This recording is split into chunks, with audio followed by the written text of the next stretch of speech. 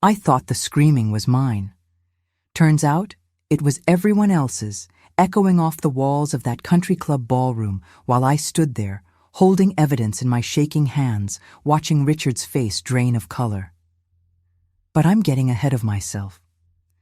3 months earlier, I was standing in an airport terminal, staring at a departure board and trying to convince myself this was normal.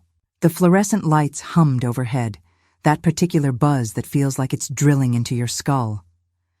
My suitcase sat at my feet, one wheel squeaking because I'd been too cheap to replace it, even though Richard had just bought himself a set of leather luggage that cost more than our first car.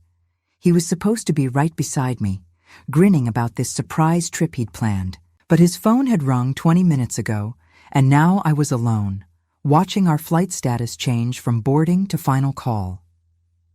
I remember the exact taste in my mouth, metallic and sharp, like I'd been chewing aluminum foil. That's what panic tastes like when you're trying to swallow it down and smile. A couple walked past me, holding hands, laughing about something, and I felt this wave of something I couldn't quite name. Not jealousy exactly, more like grief for something I wasn't sure I'd ever actually had. The terminal air conditioning blasted cold air that smelled of jet fuel and stale coffee. I wrapped my arms around myself, suddenly aware of how alone I looked standing there. Other travelers rushed past, purposeful, connected to their companions, to their destinations. I felt like a statue in a river, immobile while life flowed around me. Richard appeared then, jogging toward me with his jacket flapping, phone still pressed to his ear. He gave me this apologetic shrug, mouthed the word sorry, held up 5 fingers. 5 more minutes. I nodded because what else was I supposed to do? Make a scene? I'd never been good at scenes. I'd spent 32 years perfecting the art of being accommodating, of making myself smaller so everyone else could be comfortable. The thing is, this wasn't even close to the first time. There was our anniversary dinner last year when he got a call from a client and I ate alone, the waiter looking at me with those pitying eyes. There was my birthday when he scheduled a golf tournament because, he said, he'd forgotten to check the calendar. There was the weekend we were supposed to visit my sister, but his boss needed him for some emergency that turned out to be a company barbecue. Each time I found a reason. He was building his career. He was providing for us. He was stressed. He was trying his best. I built an entire architecture of excuses, a cathedral of justification, and I lived inside it like it was protecting me when really it was just a prettier kind of prison. The 5 minutes became 10, then 20.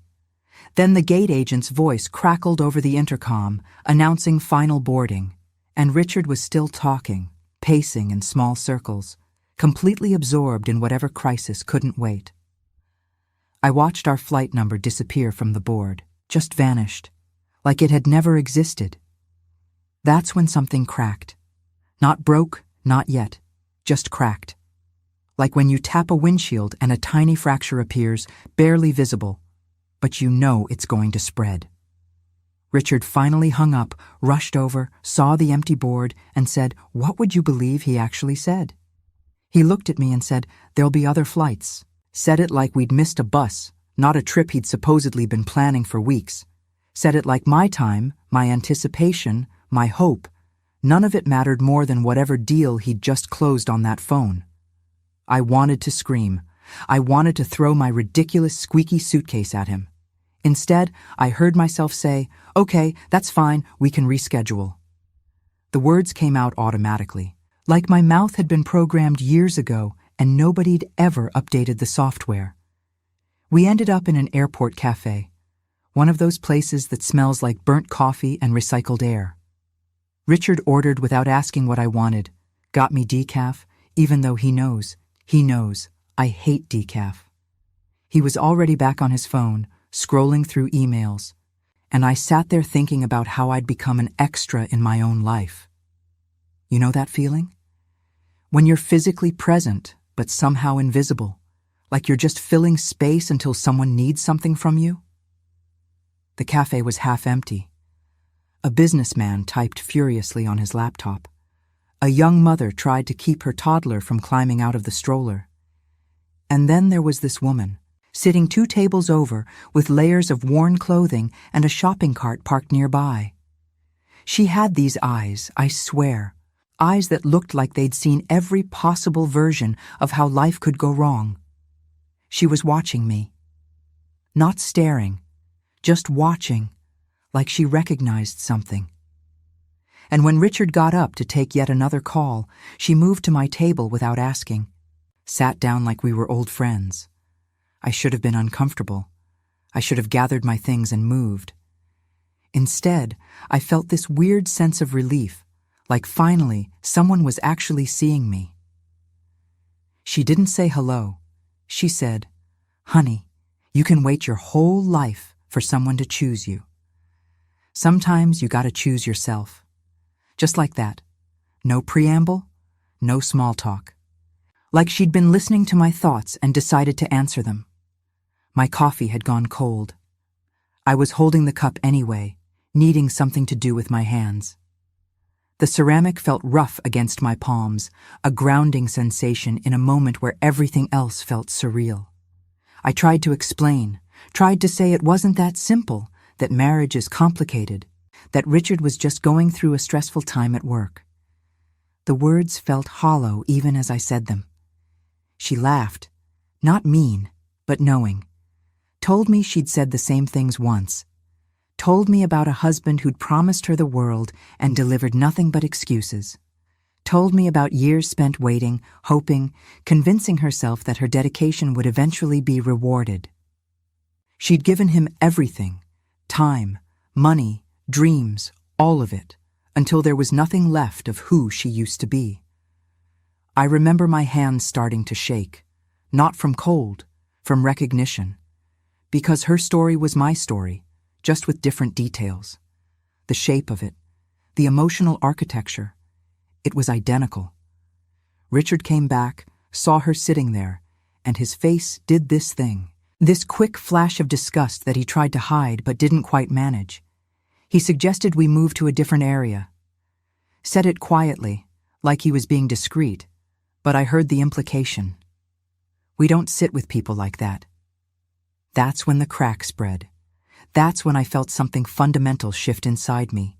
Because in that moment, I saw Richard clearly, maybe for the first time, saw his selfishness, his casual cruelty, the way he'd arranged his entire life so he was always the center, and everyone else orbited around him, providing light and warmth while he just absorbed it without giving anything back.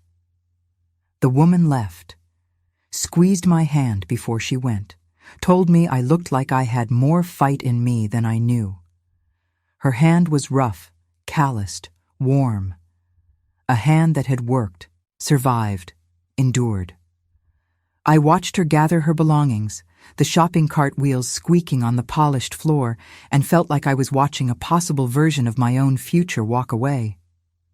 I sat there thinking about all the years I'd invested in this marriage, thinking about how I'd believed, genuinely believed, that my sacrifices guaranteed his love in return. What a stupid, childish thing to believe, like love was a transaction, like I could earn devotion by being smaller, quieter, more convenient. I'd given up grad school when he got his big promotion and needed to relocate. Told myself his career was the priority, that we'd figure out my dreams later. Later never came. I'd stopped seeing friends because he said they were negative influences, too dramatic, too demanding of my time. I'd let my relationship with my sister deteriorate to almost nothing because Richard found family gatherings tedious. Every Christmas, every birthday, every anniversary, I'd arranged myself around his schedule. I'd learned to swallow disappointment like it was medicine, something unpleasant but necessary. I'd become an expert at finding silver linings in situations that had no silver, barely any lining. And what had it gotten me? A husband who couldn't even stay off his phone long enough to board a flight he'd supposedly planned as a surprise. A marriage that felt less like partnership and more like indentured servitude. A life that had somehow shrunk to the size of his needs and wants, with no room left for mine. Richard was talking about rebooking, about finding a hotel for the night, making it all sound like an adventure. His voice felt distant, like he was speaking from the other end of a tunnel. I kept thinking about that woman, about the warning in her eyes. You gotta choose yourself. But how do you choose yourself when you've spent decades learning to choose everyone else first? When the very thought of putting your needs above someone else's feels selfish and wrong. When you've built your entire identity around being the supportive one, the understanding one, the one who makes it work? I didn't have answers that day. I just had that spreading crack, that sense of something irreversible beginning. I smiled at Richard, said whatever he thought was best, felt the familiar words leave my mouth while some other part of me, some part I'd buried so deep I'd forgotten it existed, started to wake up and wonder what the hell I'd been doing all these years. We got a hotel room. Richard ordered room service, watched sports, fell asleep before 9. I lay awake staring at the ceiling, thinking about that woman's hands when she squeezed mine. Rough hands, lived-in hands, hands that had worked and struggled and survived, hands that had let go. The hotel room was generic, beige walls and mass-produced artwork. The kind of room designed to be inoffensive, to fade into the background. I stared at a painting of a beach scene, wondering who decided this was what people wanted to look at. Wondering if I'd become just as generic, just as carefully designed to not offend, to blend in, to require nothing. I wondered what it felt like, that moment of letting go. Terrifying, probably, maybe liberating, maybe both at once. I wondered if I had the courage for it. I wondered if courage was even the right word, or if it was just survival instinct finally kicking in after years of dormancy. The air conditioning rattled. Richard snored. And somewhere in that dark hotel room, with the sound of planes taking off outside, I started to realize that missing that flight might have been the best thing that could have happened to me. Not because I wanted to miss it, but because sometimes you need to miss the thing you thought you wanted in order to see what you actually need. That woman had given me more in 5 minutes than Richard had given me in years. She'd given me truth. She'd given me recognition. She'd given me permission to stop pretending everything was fine when everything was so clearly not fine. I didn't know what I was going to do yet. Didn't have a plan. But I knew, lying there in that anonymous hotel room, that something fundamental had changed. The crack had spread too far to repair. And maybe, just maybe, I was finally ready to stop trying to repair it and start thinking about what came after. Richard shifted in his sleep, threw an arm over his face. I looked at him and felt nothing. Not love, not hate, just nothing. And somehow that absence felt like the truest thing I'd felt in years. You know what's funny about slowly disappearing from your own life? It doesn't happen all at once. There's no single moment where you wake up and realize you've become someone you don't recognize. It's gradual, erosion, like water wearing down stone. So gentle you don't even notice, until one day you look down and you've been carved into a shape you never intended. I spent the next few weeks trying to pretend that night at the airport hadn't changed anything. Denial is a powerful thing, let me tell you. I went back to our routines, our patterns, the comfortable grooves we'd worn into our marriage, like tracks on a record that skips in the same place every time. Richard went back to work. I went back to being the perfect corporate wife, organizing his dry cleaning, managing his calendar, hosting dinners for his colleagues where I smiled until my face hurt and laughed at jokes that weren't funny. I told myself I'd overreacted, that everyone has rough patches, that marriage requires sacrifice and compromise. But that crack, the one that started in the airport cafe, it kept spreading. And the more I tried to ignore it, the wider it got. I started noticing things I'd trained myself not to see. Like how Richard never asked about my day unless he needed something. How he interrupted me mid-sentence to take calls that could have waited. How he made decisions about our life, where we'd live, what we'd buy, who we'd see, without consulting me, then acted surprised when I pointed it out. "You're so sensitive," he'd say. I thought you'd be fine with it. You never said anything before. And he was right about that last part. I never had said anything before. I'd swallowed every objection, every hurt feeling, every moment of being overlooked. I'd convinced myself that being accommodating was the same thing as being loving, that making myself smaller was how you made a marriage work. I'd read somewhere that women of my generation were raised to be pleasers, to smooth over conflicts, to prioritize harmony, to believe that our value came from how well we served others. And I'd taken that lesson to heart. I'd excelled at it. I'd made it my entire personality. My mother had done the same thing with my father. Watched her shrink herself year after year. Watched her dreams get filed away in some mental drawer labeled later. Watched her become a supporting character in her own story. I'd sworn I wouldn't do that. Yet here I was, following the same script, reading the same lines, trapped in a pattern I'd inherited like genetic code. Richard's 50th birthday was coming up. He wanted a big party, something lavish to celebrate his success. He didn't phrase it that way, but that's what it was. A celebration of him, his career achievements, his golf handicap, his perfectly curated life. I spent weeks planning that party. Weeks. I hired caterers, rented a venue at the country club, sent invitations to everyone he'd ever mentioned, knowing. I arranged for his favorite scotch to be served, his favorite music to be played. I bought a new dress, got my hair done, wanted everything to be perfect. The whole time, some voice in the back of my head kept asking why. Why was I doing this? For him? For us? Or because I'd forgotten how to do anything else? 3 days before the party, I found receipts. Not where I was snooping, just lying on his desk in the study. Hotel receipts. From business trips he'd taken over the past year. Except they weren't business trips. The dates didn't match his calendar. The locations were wrong. I sat there holding those pieces of paper, and everything went very quiet. You know that moment in movies when the sound cuts out and you're left with just this ringing silence? That's what it felt like someone had pressed mute on reality. The paper felt thin between my fingers, almost translucent. I could see the wood grain of the desk through it, see my own fingerprints smudging the ink. The receipts were from hotels I'd never heard of, in cities Richard had never mentioned visiting. Each one a small betrayal, printed in 12-point font. I didn't cry, that's the weird part. I just sat there, very still, very calm, reading the receipts over and over like maybe the words would change if I looked long enough. Like maybe I'd misunderstood. But there was no misunderstanding. The evidence was right there, printed in neat little lines. Part of me wanted to rationalize it. Maybe he'd been helping a colleague.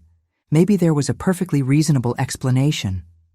But I was so tired of rationalization, so tired of making excuses, so tired of twisting reality into shapes that didn't hurt as much. I put the receipts in my purse, didn't confront him, didn't say a word, just held on to them like they were evidence in a trial that hadn't started yet. The party happened anyway, because what was I supposed to do? Cancel it? Disappoint everyone? Make a scene? No, I did what I'd always done. I put on my dress and my smile, and I hosted that party like my life depended on it. I watched Richard work the room, shaking hands, accepting congratulations, basking in attention. Watched him put his arm around my waist for photos, playing the devoted husband. Watched him toast to our partnership, our love, our beautiful life together. And I felt nothing. That hollow nothing I'd felt at the airport, but deeper now, more complete. Like I was watching a play I used to be in, but had somehow exited without anyone noticing I'd left the stage. His colleague Marcus cornered me by the bar, asked how I was doing. Really doing.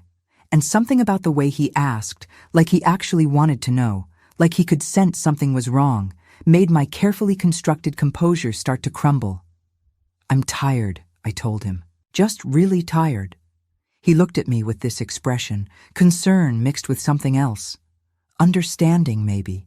He told me his wife had left him 2 years ago, Said he hadn't seen it coming, but looking back, he should have. Said she'd been unhappy for years, and he'd just been too self-absorbed to notice. Sometimes we think we're building something together, he said, but really we're just building next to each other. Parallel lives that never actually touch. Those words hit me like ice water. Parallel lives. That's exactly what Richard and I had. We lived in the same house, slept in the same bed, attended the same events. But we weren't together. We were just occupying the same space. The party went late. Richard got drunk, emotional, gave a rambling speech about success and gratitude. Mentioned me briefly, called me his rock, his foundation.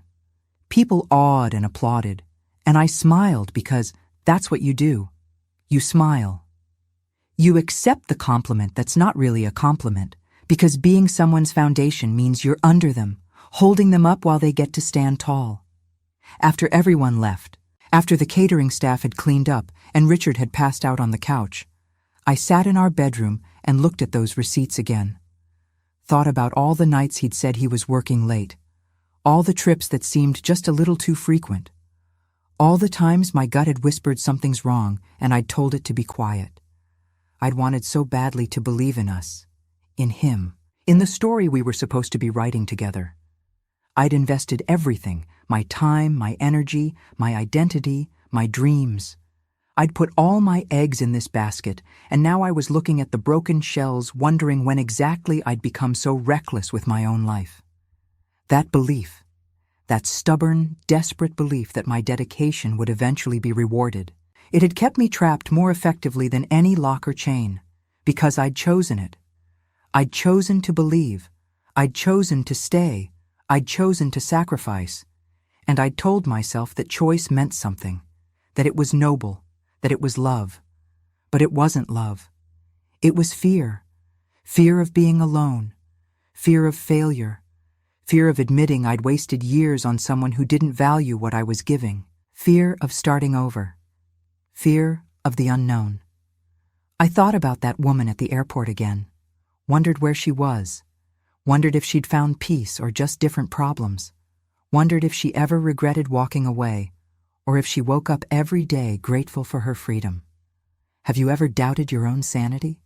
Like maybe you're the crazy one for feeling the way you feel? That's where I was, second-guessing every instinct, every hurt, every moment of clarity. Because it was easier to believe I was wrong than to face the truth that my marriage was a beautiful lie I'd been telling myself for years. Richard woke up around 3, stumbled into bed reeking of scotch and cigars, mumbled something about what a great night it had been, fell back asleep immediately. I lay there beside him, wide awake, watching the ceiling fan spin, thinking about parallel lives and broken foundations and all the ways love can look like love from the outside while being something else entirely on the inside. Morning came. Richard had a hangover. I made him coffee, brought him aspirin, rubbed his shoulders while he complained about getting old. Played my part perfectly. But something had shifted. Some final thread had snapped. And I knew, in that moment with my hands on his shoulders and hatred churning in my stomach, that I couldn't keep doing this. I just didn't know yet what not doing it would look like. The thing about giving everything is that you don't realize you're doing it until there's nothing left. It's like those nature documentaries where the mother bird feeds her babies even though she's starving, plucking out her own feathers to line the nest. Noble in theory, devastating in practice. I'd given Richard years, not just any years, my good years. My 30s when I should have been building my own career. My early 40s when I could have pursued the photography degree I'd always wanted. Time I'd never get back, spent supporting his ambitions while mine gathered dust in some corner of my mind labeled someday. The morning after his party, I found myself going through old boxes in the basement, looking for something, though I couldn't have told you what. I found my college portfolio, photographs I'd taken before I met Richard, before I became the person who took snapshots at his company picnics instead of creating art. I sat on that cold basement floor, surrounded by evidence of who I used to be, and I cried. Not the pretty kind of crying you see in movies. The ugly kind. The kind where you can't catch your breath and your whole body shakes and you make sounds you didn't know you could make. The basement smelled of mildew and old cardboard. Dust motes floated in the shaft of light coming from the small window. My photographs were yellowed at the edges, some stuck together from humidity. I peeled them apart carefully, like archaeological artifacts from a civilization that had ceased to exist. There was a self-portrait I'd taken in my senior year. I was laughing, head thrown back, eyes bright with possibility. The girl in that photograph believed in herself, believed she was going to make art that mattered, believed the world was waiting for her vision. I didn't recognize her, couldn't remember what it felt like to look at my own face and see confidence instead of exhaustion. I'd sacrificed my education, my friendships, my relationship with my family, my interests and hobbies, and the small joys that made me who I was. I'd poured all of that into Richard, into us, into this marriage, like pouring water into sand. It just disappeared, absorbed and gone with nothing to show for it. Do you know how many Christmases I'd spent at his family's house, playing dutiful daughter-in-law, while my own mother ate dinner alone because Richard said the drive was too far? 7 Christmases. My mother never complained, just said she understood, but I could hear the hurt in her voice every time I called instead of visiting. Do you know how many of my birthdays were celebrated on Richard's schedule, squeezed between his golf tournaments and business dinners? All of them. Every single one since we got married. He'd hand me a gift card, usually to a store I didn't shop at, say something about knowing I'd pick better than he would, and consider his husbandly duty fulfilled. I'd stopped mentioning things I wanted because he never remembered anyway. Stopped asking to do things because the answer was always, maybe later, or we'll see, or that doesn't really interest me. Stopped existing as a separate person with separate needs because it was easier to just merge into him, become his appendage, his accessory, his support system. My friend Lisa had tried to warn me years ago. We were having lunch, back when Richard still let me have lunch with friends, and she'd asked me point blank if I was happy. I'd gotten defensive. Of course I'm happy. Marriage is work. You have to compromise. All the platitudes I'd learned to recite. She'd looked at me with these sad eyes and said, compromise is supposed to go both ways. What are you getting out of this? I'd made excuses for him. He's under a lot of pressure. He's not good at expressing emotion. He shows love differently. But Lisa had seen through it. She'd stopped calling after that. I told myself she was being dramatic, judgmental, that she didn't understand marriage. Really, I think she understood it too well, and I couldn't handle her clarity. Richard came down to the basement, found me surrounded by my old photographs, asked what I was doing. I said just reminiscing. He glanced at the photos without really seeing them, said we should throw all this stuff out. It was just taking up space. That's when I realized he saw me the same way he saw those boxes. Taking up space. Useful when needed, disposable when not. I started keeping track. Not consciously at first, just noticing. Counting the days between genuine conversations that weren't about logistics or his schedule. 14 days. 2 weeks without him asking me a single question about my life, my thoughts, my feelings. I counted the number of times he interrupted me when I was talking. Lost track after 30 in 1 week. I counted how many decisions about our life he made without consulting me. The new car he bought, the vacation he booked, the investment property he purchased, the money he spent on golf equipment, all done without a single conversation about whether I agreed, whether I had other ideas, whether I existed at all in the equation. Every sacrifice I'd made had been under this assumption, this deeply held belief that my dedication guaranteed his love.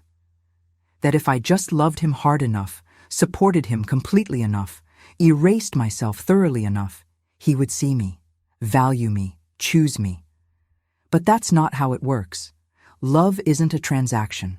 Devotion doesn't guarantee reciprocation. And sacrificing yourself doesn't make someone love you more. It just makes you smaller while they get bigger, until eventually you've disappeared entirely and they don't even notice, because you've made yourself so good at being invisible. I looked at my wedding photos that night. We looked happy. We looked in love. Richard looked proud. And I'm trying to find the word, I looked erased. Like someone had taken the real me and replaced her with this smooth, blank version. The acceptable wife, the supportive partner, the woman who made him look good. When had I stopped being a person and become a role? When had I traded my identity for the title of Mrs.? When had I decided that being needed was the same thing as being loved? My mother called that week, asked how I was doing. I lied, said everything was fine, heard her not believe me through the phone line. She asked if I wanted to come visit, just me, for a weekend. And I wanted to say yes so badly. But I'd already internalized the lesson. Richard wouldn't like it. He'd complain about being alone. He'd make it difficult. So I said maybe later. Heard my mother's resigned sigh. Added another sacrifice to the pile. That night I did something I hadn't done in years. I got out my old camera, the one I'd bought in college with money from my summer job. It still worked. I stood in front of our bedroom mirror and took a photograph of myself. Not a selfie, a real photograph, composed, intentional. When I looked at it later, I saw a stranger, someone exhausted, someone sad, someone who'd forgotten what it felt like to take up space without apologizing for it.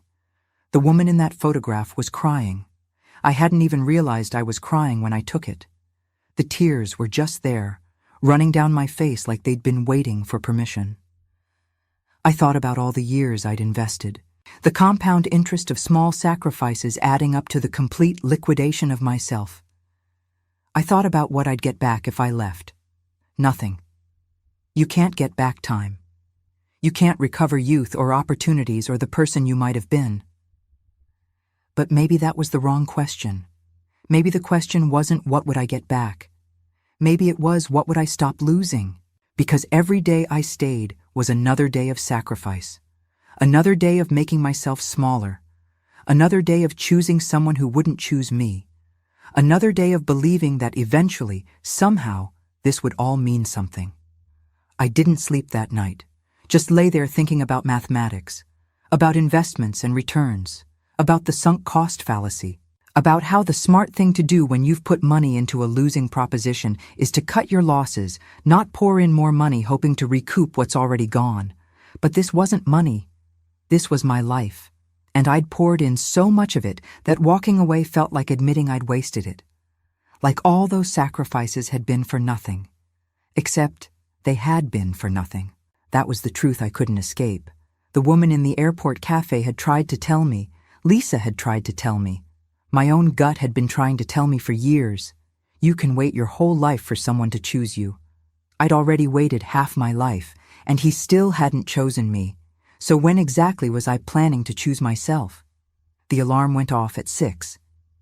Richard got up, showered, dressed, left for work, said goodbye without looking at me. The whole morning routine happened exactly like it had happened 1,000 mornings before, like I was furniture, familiar, functional, forgettable. I lay in bed after he left, staring at the ceiling, thinking about that basement full of boxes, thinking about all the parts of myself I'd packed away and stored and forgotten, wondering if any of them were still salvageable or if they'd rotted away from neglect. The camera sat on the nightstand. My face in that photograph sat in my camera roll. Evidence, proof, documentation of what I'd let happen to myself. I'd spent years sacrificing, years believing, years hoping, years waiting. Maybe it was time to stop. You ever have one of those moments where the universe just smacks you in the face with truth? Where you can't look away anymore because the evidence is so overwhelming that denial becomes impossible. That's what happened with a receipt I found tucked in Richard's gym bag, not even hidden, just there, crumpled between his workout clothes, from a jewelry store, expensive jewelry store, the kind where they serve champagne while you browse. The date was last Tuesday. The amount made my stomach drop. Here's the thing. Our anniversary had been 3 weeks ago. He'd given me a card. Just a card. Said we were cutting back, being responsible with money. Meanwhile, $10,000 at a jewelry store. I stood in our bedroom, holding that receipt, and something crystallized. All the pieces I'd been trying not to see suddenly arranged themselves into a picture I couldn't unsee. The unexplained hotel receipts, the jewelry I'd never received, the business trips that didn't match his calendar, the late nights at the office, the phone calls he took in another room, the way he'd pull away when I tried to kiss him, the growing distance between us that I'd blamed on stress. I wasn't crazy. I wasn't oversensitive. I wasn't imagining things. I was being lied to, systematically, deliberately, by the person who'd promised to honor me. My hands started shaking, not from fear, from rage. Pure, clean, clarifying rage. The kind that burns through confusion and denial and leaves only truth. I didn't confront him. Not yet. I did something smarter. I started documenting.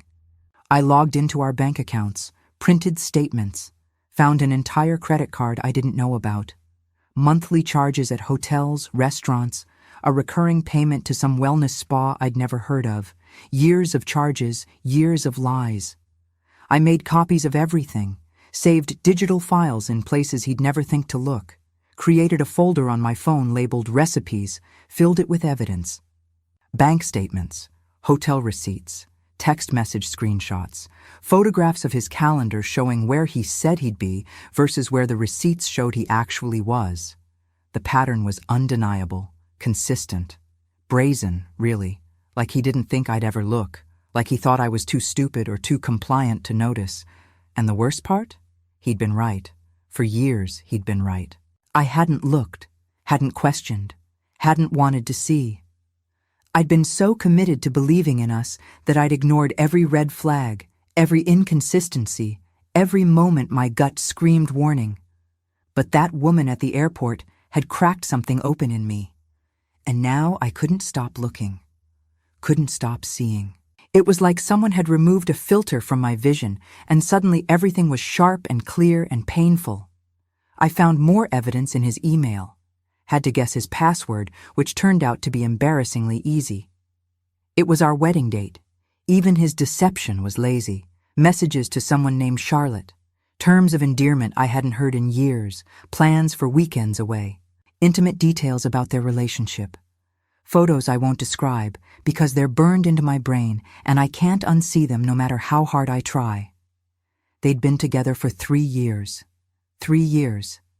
While I'd been playing the devoted wife, the supportive partner, the woman who sacrificed everything, he'd been building an entire separate life with someone else. I sat at his desk reading those emails, and I felt my concept of reality completely disintegrate. Everything I'd believed about my marriage, about Richard, about us, was fiction. I'd been living in a story he'd written, playing a role he'd assigned, while the real plot happened somewhere else entirely. The woman, Charlotte, she knew about me. The emails made that clear. She knew he was married, and she didn't care. In fact, some of the messages suggested she enjoyed it, the secrecy, the thrill. Being the other woman made her feel chosen, special. I wanted to hate her. I did hate her. But I also recognized something. She was me, or rather, I was her. Both of us believing we were the main character in Richard's story when really we were just supporting players. Both of us giving him what he wanted while he gave us just enough to keep us hooked. The difference was, Charlotte didn't know she was being used yet. She still thought she was winning. I looked at the calendar. His next trip was in 4 days. According to his work calendar, he'd be in Chicago for a conference. According to his messages to Charlotte, they'd be spending a long weekend in Napa. 4 days. I had 4 days to figure out what to do. Part of me wanted to pack his bags and leave them on the front porch. Set them on fire, maybe. Very dramatic. Very satisfying. Very stupid. Because anger is one thing. Strategy is another. And I'd spent enough years being the emotional one while he stayed calm and collected. Time to flip that script.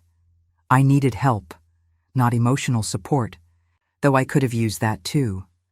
I needed practical help, legal help, someone who could tell me what to do with all this evidence I'd collected. That's when I thought of Marcus, Richard's colleague from the party, the one who'd told me about his divorce. He'd seemed kind, perceptive, and he clearly didn't think Richard walked on water the way the rest of the office did. I called him, said I needed to talk. To my surprise, he didn't ask questions, just gave me an address and a time. We met at a coffee shop across town, somewhere Richard would never go because the coffee wasn't pretentious enough. Marcus showed up in jeans and a t-shirt, looking more human than I'd ever seen him in his suit. I showed him everything, the receipts, the emails, the bank statements, the years of lies laid out in black and white. He didn't seem shocked. He seemed sad. My wife tried to tell me for months, he said. I didn't listen, didn't want to hear it. By the time I finally paid attention, she'd already checked out emotionally. The divorce was just making official what had already happened. I asked him what I should do. He asked me what I wanted. And I realized I didn't know. I'd spent so many years focused on what Richard wanted, what the marriage needed, what would keep the peace, that I had no idea what I actually wanted for myself. But I knew what I didn't want. I didn't want to keep living a lie. Didn't want to keep sacrificing for someone who was spitting on those sacrifices. Didn't want to be the oblivious wife while he played house with someone else. Marcus gave me his lawyer's number, told me to call her, said she was tough, fair, and didn't take crap from cheating spouses. Said she'd know what to do with the evidence I'd collected. I made the appointment for the next day, went home, cooked Richard dinner, smiled when he complained about his day, kissed him goodnight, played my part perfectly. But inside, something had fundamentally changed. I wasn't the confused woman standing in an airport anymore. I wasn't the devoted wife making excuses anymore. I wasn't even the heartbroken partner discovering betrayal anymore. I was someone new, someone with clarity, someone with purpose, someone who'd finally stopped waiting to be chosen and decided to choose herself. That night I barely slept, not because I was crying, because I was planning. And for the first time in years, maybe decades, I was planning for me. You know what they say about the straw that breaks the camel's back? It's never really about the straw. It's about all the weight that came before it. The straw is just what makes you finally acknowledge you can't carry anymore. My straw, my breaking point, came on a Wednesday afternoon. Richard was supposed to be in Chicago. I was home, sorting through years of receipts and bank statements I'd printed, building my case, when I heard his car in the driveway. He wasn't supposed to be home until Friday. I shoved everything into a folder, hid it in the linen closet, composed my face, and went to greet him. Playing the role, still playing the role. He looked agitated, stressed, started pacing the kitchen, running his hands through his hair. I asked what was wrong. What was he doing home early? Was everything okay? He sat down at the kitchen table, put his head in his hands. And for a second, one tiny second, I thought maybe he was going to confess. Maybe he was going to tell me the truth. Maybe we could salvage something from this wreckage. Then he looked up at me and said the words that shattered everything. I need you to do something for me. I need you to lie. The conference, the one he was supposedly at, it had been canceled. His boss was suspicious about expense reports. There was going to be an audit.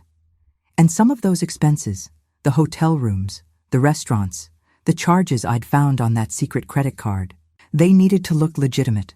He needed me to say we'd taken those trips together. Needed me to sign a statement saying I'd been with him on specific dates. Needed me to help him cover up his affair by lying to his company. I stood there looking at him, at this man I'd loved for years, and I felt something crack, not break, shatter, like glass hitting concrete. He actually thought I would do it. Actually believed I was so well trained, so compliant, so desperate to keep our marriage intact, that I would lie for him, that I would make myself complicit in his betrayal, the audacity of it, the sheer narcissistic audacity. I heard myself say, "Okay," watched relief flood his face, watched him hug me, call me his rock, his lifesaver. Watched him explain what I needed to say, how to phrase it, what details to include. And I nodded, took mental notes, smiled. Then I called the lawyer Marcus had recommended. Her name was Patricia, 60-something, sharp eyes, sharper suit. She listened to my story without interrupting, looked at my evidence without flinching, and said exactly 4 words. "We can destroy him." I met her the next morning, signed a retainer agreement, handed over copies of everything I'd collected. She spread it across her conference table like cards in a poker game and started strategizing. The affair was bad for him. The financial deception was worse. But him asking me to lie to cover it up? That was the nail in the coffin. Showed consciousness of wrongdoing. Showed he was trying to hide assets. Showed character. Patricia asked me what I wanted. I told her the truth. I wanted out. I wanted my share of everything we'd built. I wanted him to feel even a fraction of the pain he'd caused me. She smiled. It wasn't a nice smile. It was the smile of someone who enjoyed her job a little too much. "We can do that," she said. The plan was simple. Richard would go on his next trip, the one to Napa with Charlotte that he thought I didn't know about. While he was gone, Patricia would file divorce papers. We'd empty the joint accounts, freeze the credit cards, change the locks. By the time he got home, his life as he knew it would be over. Seems harsh? Maybe. But here's what you need to understand. I'd given this man everything, my youth, my dreams, my identity, my faith, and he'd taken it all while simultaneously building a life with someone else, while asking me to sacrifice more, while gaslighting me into thinking I was lucky to have him. So no, I didn't feel bad about the plan. I felt empowered. I felt clear-headed. I felt for the first time in years like I was taking control of my own story instead of being a character in his. The next few days were surreal. I went through the motions, packed his suitcase for his trip, kissed him goodbye at the door, told him to have a good time at his conference. He had the audacity to tell me he'd miss me. I watched his car disappear down the street, gave it 10 minutes to make sure he wasn't coming back. Then I called Patricia. "It's time," I said. What happened next was choreographed like a ballet. Patricia filed the papers at 9 a.m. Her paralegal met me at the bank at 9:30. We withdrew half of everything in the joint accounts, set up a new account in my name only. The bank manager, a woman around my age who'd clearly seen this before, processed everything with quiet efficiency. At 10, a locksmith arrived at the house, changed every lock, every single one. I handed him Richard's house key like I was performing an exorcism. At 11, Patricia's process server delivered divorce papers to Richard's office, made him sign for them in front of his secretary. I specifically requested that detail, wanted him to feel exposed, humiliated, the way I'd felt reading those emails. At noon, I changed my phone number, my email password, my social media passwords, cut off every line of communication except through lawyers.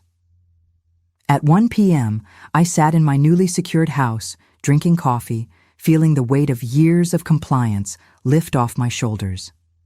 My phone, the old one I hadn't disconnected yet, started ringing at 2. Richard. I let it go to voicemail. He called 17 times in 20 minutes, each voicemail progressively more frantic. "This is crazy. We need to talk. You're overreacting. I can explain everything. Please just call me back. I love you." I deleted them without listening all the way through. Then came the texts. Hundreds of them. Angry, pleading, manipulative, desperate. I watched them pour in like toxic rain and felt nothing. Or maybe not nothing. Maybe satisfaction. Maybe relief. Maybe the first stirrings of something that felt like freedom. He tried calling from Charlotte's phone, from hotel phones, from his office. I blocked every number. Patricia called at 5. He'd contacted a lawyer. We were officially in litigation. She sounded thrilled, said his lawyer already seemed defensive, said that meant we had the upper hand. I slept in my bed that night. My bed. In my house. with my new locks, and I slept better than I had in years. The next day, Richard showed up, pounded on the door.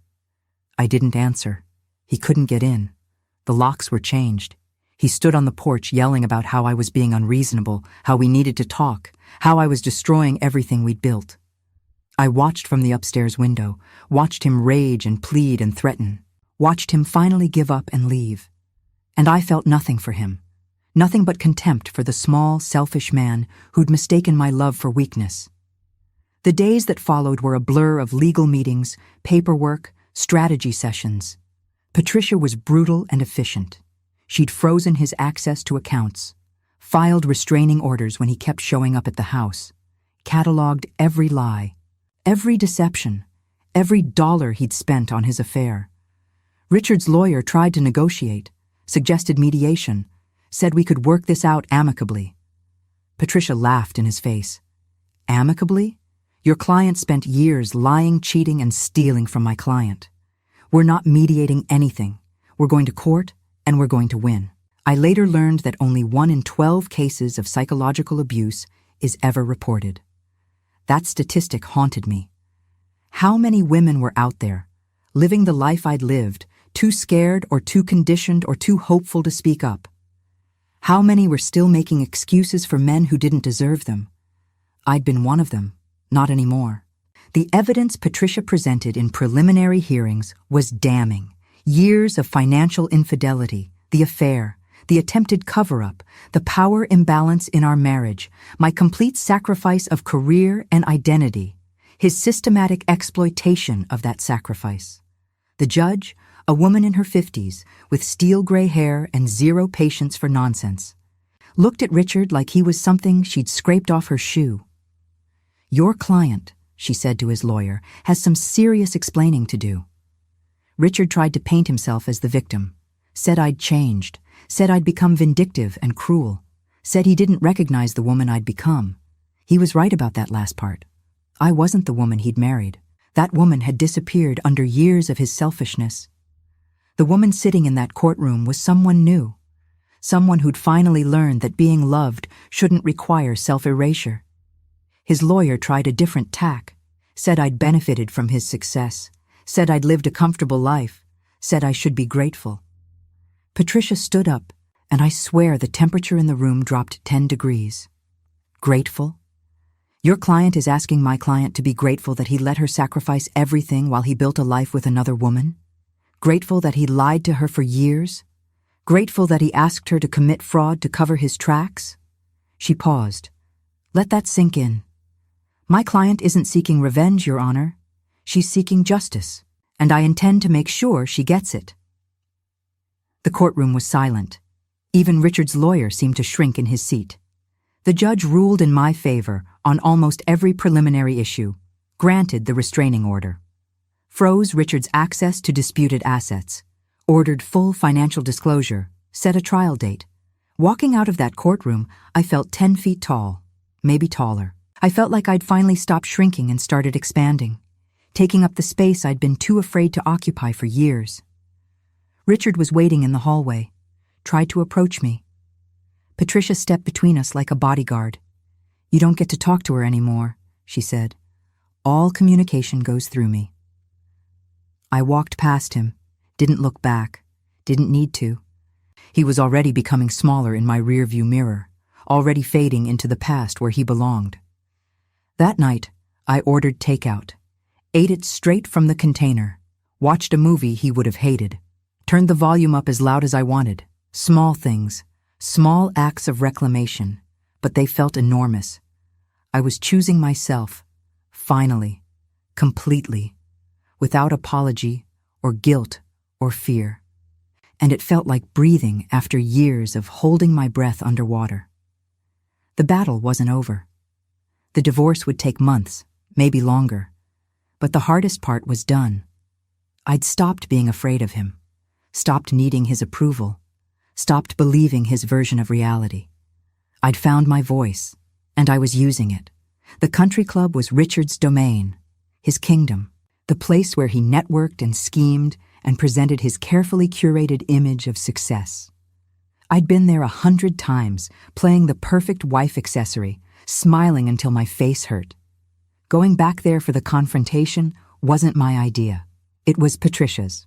She said we needed to depose him, get his testimony on record before trial, and she wanted to do it somewhere that would make him uncomfortable. Somewhere he couldn't control the narrative. The country club dining room, Saturday afternoon, when all his golf buddies would be around, when the room would be full of people who knew him, admired him, envied him. Patricia was a strategic genius. I arrived 15 minutes early, wore a navy suit, hair pulled back. No makeup beyond the basics. I looked professional, composed. Nothing like the tearful, confused woman from the airport cafe. Nothing like the devoted wife who'd spent years making herself smaller. Richard arrived with his lawyer, saw me sitting there and actually stopped walking. Like seeing me in this context, powerful and prepared, was so jarring he couldn't process it. Good, I thought. Get used to being off balance. That's where you left me for years. The deposition started. Patricia asked questions. Richard's lawyer objected to most of them. The stenographer typed everything. And I sat there, watching the man I'd loved for years squirm and lie and try to rewrite history. Patricia was ruthless. She walked him through every hotel receipt, every unexplained charge, every business trip that wasn't. She made him explain, on the record, where he'd been and who he'd been with. He tried to dodge, said he couldn't remember, said the receipts were misleading, said I was misinterpreting innocent situations. Patricia pulled out printed emails, his emails, to Charlotte, explicit, damning, impossible to misinterpret. The color drained from Richard's face. His lawyer requested a break. Patricia smiled and said no. She read passages aloud, made him confirm he'd written them, made him admit, word by word, what he'd been doing while I'd been home playing the dutiful wife. People at nearby tables were starting to notice, starting to listen. Word was spreading through the dining room like wildfire. Richard Thompson getting destroyed by his wife's lawyer. Richard Thompson caught cheating. Richard Thompson exposed. His reputation, the one he'd built so carefully, was crumbling in real time. Then Patricia moved to the financial records, the secret credit card, the transfers to accounts I'd never known about, the money he'd spent on Charlotte while telling me we needed to be more careful with expenses. How much did you spend on jewelry for Ms. Charlotte Hayes in the past year? Richard's lawyer objected. Patricia overruled him, reminded him this was a deposition, not a trial, told him to let his client answer. I don't recall the exact amount. $10,467. Patricia slid a stack of receipts across the table. Does this refresh your memory? Richard looked trapped, cornered, small. I leaned forward, made eye contact, and I said the words I'd been practicing for weeks. While you were spending $10,000 on jewelry for your girlfriend, I was wearing a watch from Target because you said we couldn't afford nice things. Remember that conversation, Richard? Remember telling me I needed to be more practical? His lawyer told me not to speak.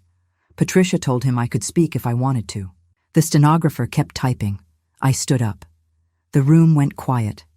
Every eye was on me. For years, I made myself small for you. I sacrificed my career, my friends, my family, my dreams. I believed that if I loved you hard enough, supported you completely enough, erased myself thoroughly enough, you would value me, that you would see me, that you would choose me. My voice didn't shake, not once. But you never chose me, Richard. You chose yourself, every single time. And then you had the audacity to ask me to lie for you, to cover up your affair, to make myself complicit in your betrayal. Richard tried to interrupt. I held up my hand. I'm not done. The room was completely silent now. Even Richard's lawyer had stopped objecting.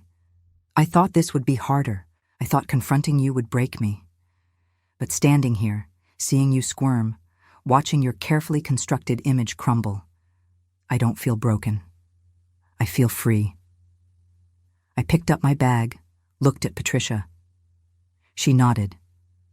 We're done here, I said. I walked out of that dining room with my head high. Behind me, I could hear whispers erupting, could hear Richard's frantic voice trying to explain, trying to salvage, trying to control damage that was already done.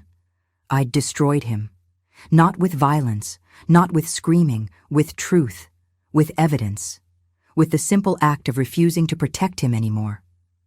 Patricia caught up with me in the parking lot. She was grinning. That, she said, was better than any trial.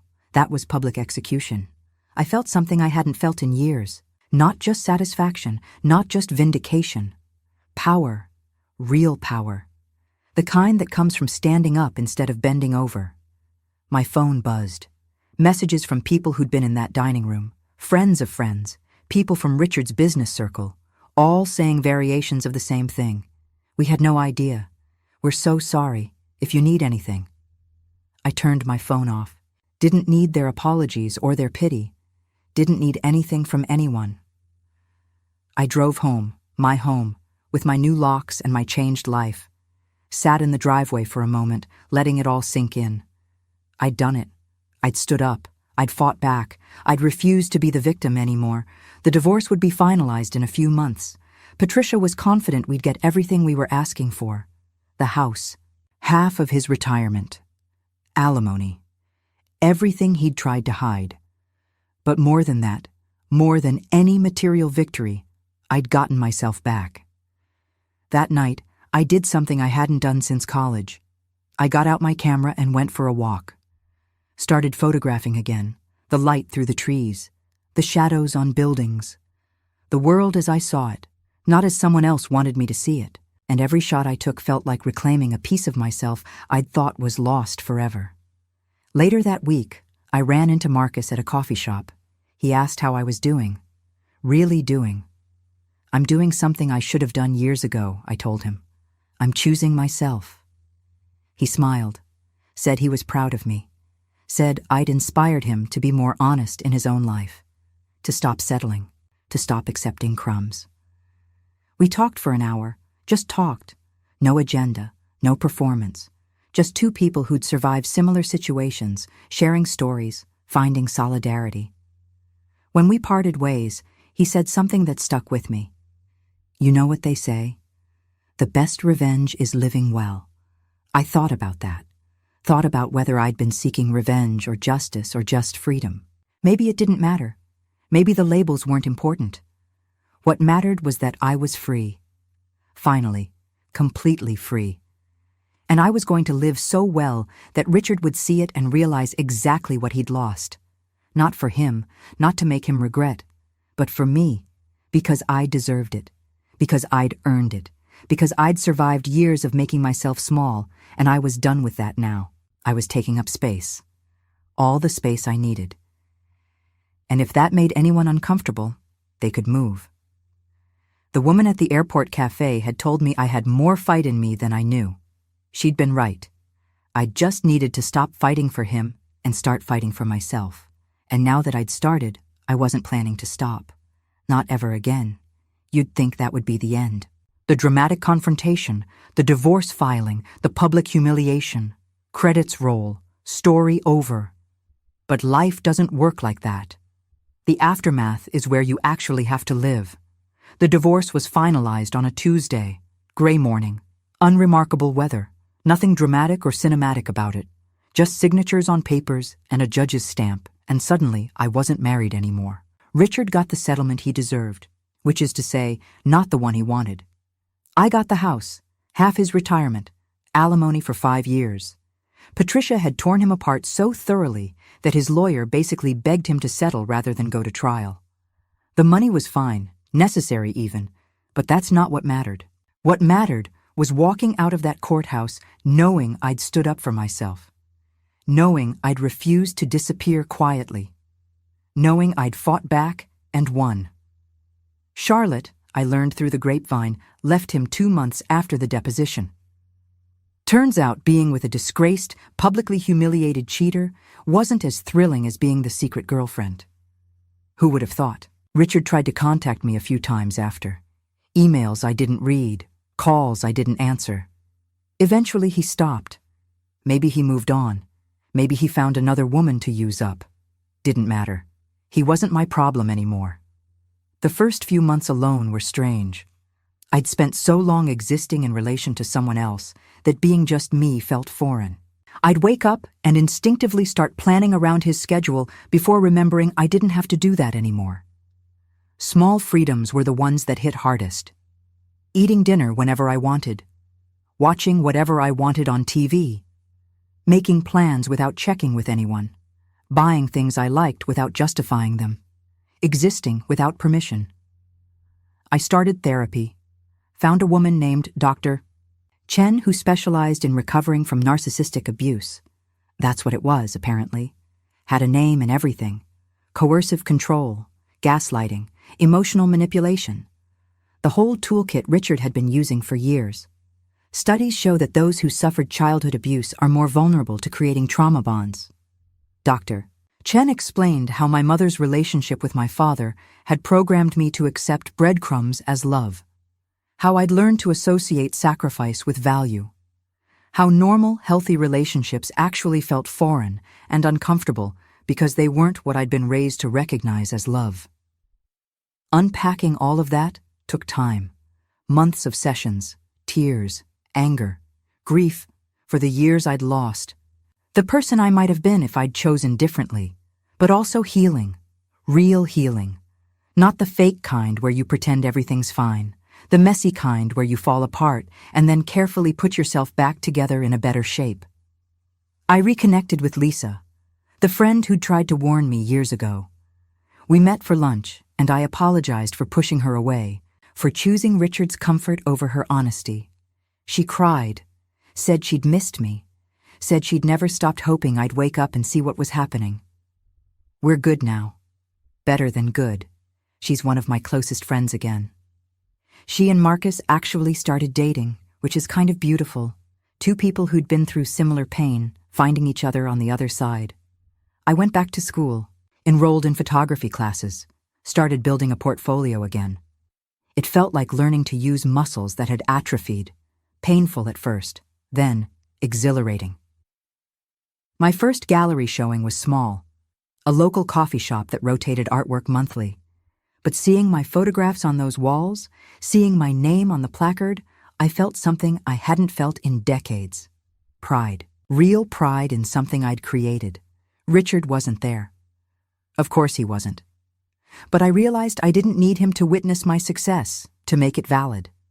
It was valid because I said it was, because I'd done it, because it mattered to me. My mother came to the showing, stood in front of my photographs with tears running down her face, told me she was proud of me. Told me she'd been worried for years, but hadn't known how to say it without driving me away. I'm sorry I didn't listen sooner, I told her. She hugged me, said better late than never, said what mattered was that I'd listened eventually. I started volunteering at a women's shelter, talking to women in situations similar to what I'd experienced, sharing my story. Not from a place of having all the answers, but from a place of having survived. One woman, about my age, told me she'd been thinking about leaving for years, but was too scared. Scared of being alone. Scared of starting over. Scared that she'd wasted so much time that it was too late to build something new. I looked her in the eye and told her the truth. It's never too late. You haven't wasted your life. You've survived it. And survival is something to be proud of. But now it's time to do more than survive. It's time to choose yourself. She left him 3 weeks later. Called me to say thank you. Said seeing me build a new life had given her courage to build her own. That's when I realized my story didn't just belong to me anymore. It belonged to every woman who'd ever made herself small for someone who didn't deserve it.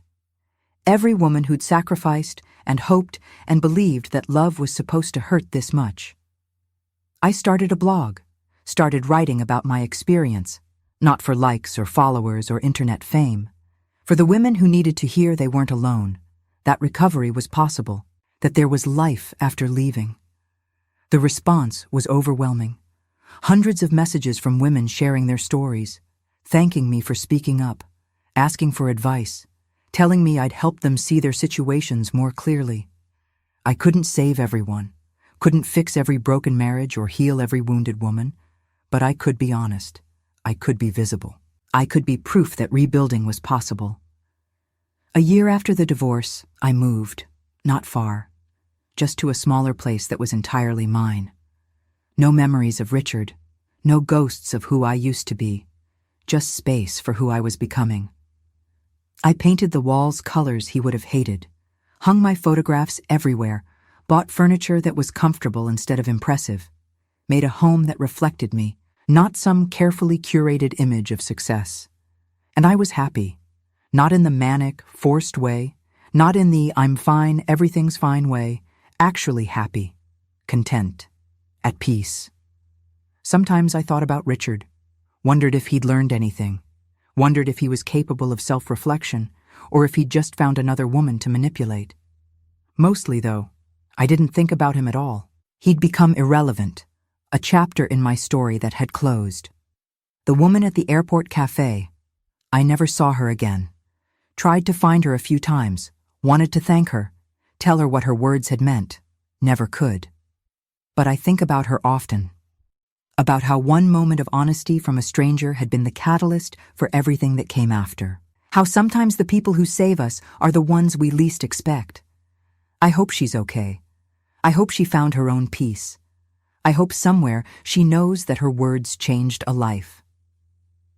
2 years after the divorce, I met someone. Not looking for it. Not trying to replace Richard or fill some void. Just living my life, and there he was. His name is David. He's a teacher, quiet, kind, patient. Everything Richard wasn't. At first I was terrified, kept waiting for the other shoe to drop, for the manipulation to start, for the mask to slip. Dr. Chen said that's normal, said I'd been trained to expect pain, so love without pain felt suspicious. But David was just consistent. He called when he said he would. He showed up. He asked about my day and actually listened to the answer. He supported my photography without trying to control it. He met my needs without keeping score. It felt weird, too easy, like I was waiting for the bill to come due. Slowly, carefully, I let myself trust it. Trust him. Trust that maybe I'd learned enough to recognize healthy love when I saw it. We're taking it slow. No rush, no pressure. Just 2 people building something together instead of one person building while the other disappears. Some days I still catch myself falling into old patterns, making myself small, swallowing my opinions, prioritizing his comfort over mine. Dr. Chen says that's normal too, says unlearning decades of conditioning takes time. But now I notice it, catch myself, course correct. And David, he notices too. Gently reminds me that my voice matters, that my needs are valid, that I don't have to earn my place in this relationship. It's revolutionary, being with someone who actually values me. Before I close this story, there's something important I need to share, something I learned through all of this that could help you or someone you love. Emotional abuse has severe physical and mental consequences that we dramatically underestimate. I'm not talking about the obvious bruises or broken bones. I'm talking about the invisible damage that accumulates over years of being told your reality isn't real. Here's what I wish I'd known earlier. Chronic stress from emotional abuse literally changes your brain. It affects your cortisol levels, your immune system, your cardiovascular health. I developed anxiety, insomnia, digestive problems, chronic headaches, all from the stress of living in a relationship where I constantly doubted my own perceptions. The mental health impacts are just as serious. Depression, PTSD, complex trauma. That constant state of hypervigilance, always monitoring someone else's moods, always trying to prevent the next conflict. It rewires your nervous system. I thought I was going crazy. Turns out I was being driven there systematically. If you're reading this and recognizing yourself in my story, please listen. You're not overreacting. You're not too sensitive. You're not imagining things. Trust your gut. That voice telling you something's wrong? It's right. Here are some concrete signs to watch for. Does your partner isolate you from friends and family? Do they control finances or make major decisions without your input? Do they deny things you know happened, making you doubt your memory? Do you feel like you're walking on eggshells, constantly adjusting your behavior to avoid their anger? Do you sacrifice your needs, your dreams, your identity to keep the peace? Do they make you feel like you're lucky to have them, like you couldn't survive without them? If you're answering yes to these questions, you're likely in an emotionally abusive relationship. And you deserve better. Leaving is hard. I won't pretend it isn't. It's terrifying and painful, and sometimes it feels impossible. But staying is harder. Staying costs you your self-worth, your health, your life. If you can't leave right now, start planning. Document everything. Open your own bank account. Build a support network. Talk to a therapist who specializes in domestic abuse. Contact local resources. Make an exit plan, even if you're not ready to execute it yet. And know this: you're not alone. Millions of women have walked this path. Many of us are on the other side now, living proof that recovery is possible, that there is life after leaving, that you can rebuild yourself into someone stronger, healthier, whole. Your mental health matters. Your physical safety matters. You matter. Not because of what you do for someone else. Not because of how well you sacrifice. You matter because you exist. Protect yourself. Choose yourself. Save yourself. Because no one else is coming to do it for you. I learned that the hard way, but I'm grateful I learned it at all. Thank you for staying with me until the end of this story, for listening to my journey from that airport cafe to here, for witnessing my transformation from a woman who'd lost herself to a woman who found herself again. I'd love to know where you're listening from. What city, what time, what moment in your own life brought you to this story? Drop a comment and let me know. Your stories matter too. If this resonated with you, if you saw yourself in my experience, if you felt less alone hearing it, please hit that like button. It helps other women find this story when they need it most. And I have to ask, what would you have done in my place? Do you think I handled it right? Would you have confronted him differently? Fought harder? Left sooner? I genuinely want to know your thoughts. The comments section is a judgment-free zone. We're all just trying to navigate this complicated thing called life. If you haven't already, please subscribe. I share stories like this regularly. Real experiences from real women who've survived, who've overcome, who've chosen themselves. Your subscription helps build this community of survivors and supporters. Before you go, I want to suggest 2 other videos that might resonate. There's one about a woman who discovered her husband's second family. Another about rebuilding your identity after divorce. Both powerful stories. Both from women who found their way to the other side. Take care of your heart. Seriously. Guard it. Honor it. Listen to it. It knows things your mind is trying to rationalize away. And remember, choosing yourself isn't selfish. It's survival. It's sanity. It's the bravest thing you can do. Until the next story, take care of yourself. You deserve that. You really do.